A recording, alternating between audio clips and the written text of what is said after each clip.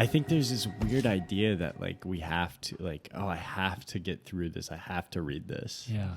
And I think there's a lot of wisdom to be gained from engaging with difficult and complex works. Sure.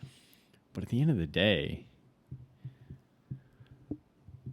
you know, there's no like you don't die and it's like, well, I read these 100 Right. books, so I am therefore like War and ingrained Peace, in, Moby Dick, all checked off the list. It's like, so now my afterlife will be secured. Like people will think I'm a profound person. Yeah. Like there's no, it's just like if you enjoy engaging with those things, engage with them. Yeah. And really like, I think there's so much to be gained and taken from them. But if you don't enjoy, I want to clarify, like, I think there's a lot of people who are like, oh, I just don't like that stuff. Yeah. And they've never really given it an actual chance because maybe they are so clouded by just like quick dopamine or whatever. Mm-hmm. So I would really push for anybody who, you know, hasn't actually given it a chance to give it a chance. Yeah. But yeah, you might just find like, not for me. Yeah. Didn't and resonate. It's like, you know what? You have a finite amount of time. Uh-huh. Don't spend it doing stuff that you really don't care about. Yeah. I think. And that, you know, goes back to doing what you want versus what's expected of you. Yeah. I do think we need to challenge ourselves sometimes to try new media, or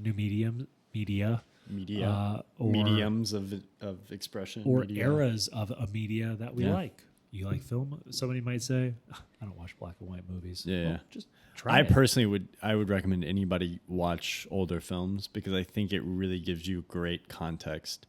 It's kind of one of the reasons that I think film and photography. Hi, little puppy.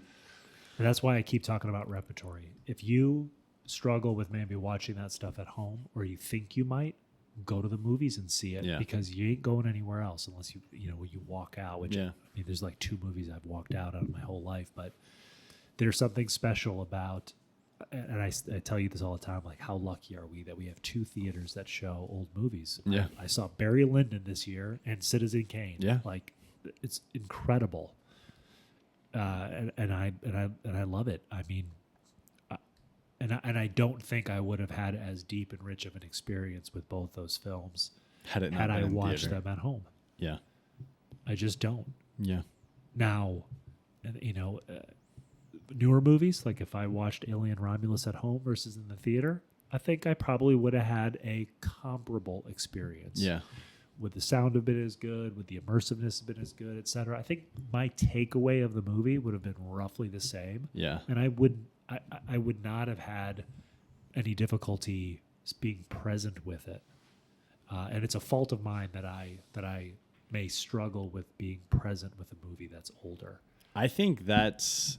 But I think also... But it's also something I can the more you do it, you realize, you know, there's so much value that I'm getting from these older films that I'm gonna change that default thought or that default thinking. Eventually it just becomes second nature almost. Right. Like it is for you. I do think that... Oh, actually, you might be to the point where you're like, modern movies. I can't be present with modern movies. Because... I mean, it is difficult to be, but I think it's just a filter that I've developed. Yeah. Like there's still modern movies that I see and I'm like, that was unbelievable. Yeah. Like what have I seen in the last year? Like Poor Things. Yeah. Unreal. Terrific. It just like blew my mind. Zone of interest. We really Zone of interest. Yeah, love it. Like there's still stuff that I'll see. Absolutely. And it cracks the barrier. And I think it's made me a better critic. Sure. I mean, I don't really care about being a critic. I don't really care about opinion, but I do think like I care about them in the sense that they influence my own decision making and my own work. Yeah. And, you know, I still want to make films. You know, that's still what I want. Like I want to get to that point. I want to break into that. Like, and so everything I see is informing that. That's right. And everything I see is pushing me to like, okay, this is even if it's subconscious, this is good, this is bad, don't do this, do this. Right. And, you know, that's just a matter of taste.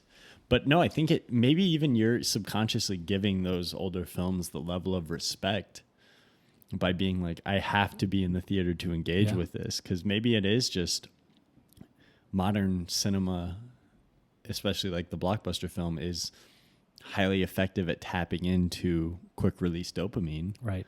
And I'm not saying that means it's completely bad, but maybe it is more effective at tapping into that quick release dopamine.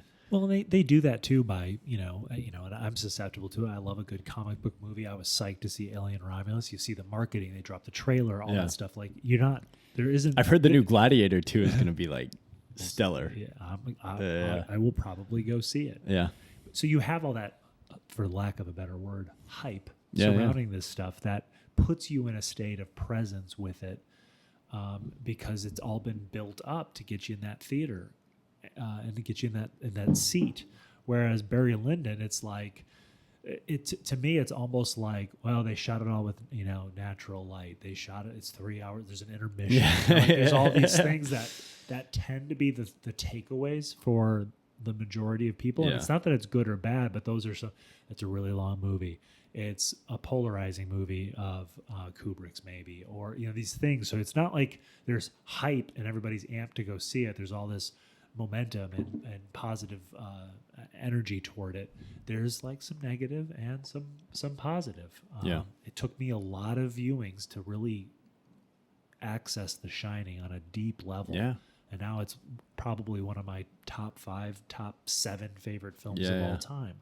So again, the Repertory Theater, having access to these things, and I did in Los Angeles. I was 2 miles away, if that, from the New Beverly Theater, that while I was living there, Quentin Tarantino took over, and he would show his 35 millimeter prints of, old Burt Reynolds movies out of nowhere, all this stuff, and you're like, you're with an audience, they're all engaged. It's just an amazing experience, and I had that feeling again with Citizen Kane, with you and Audrey and me, and a relatively full.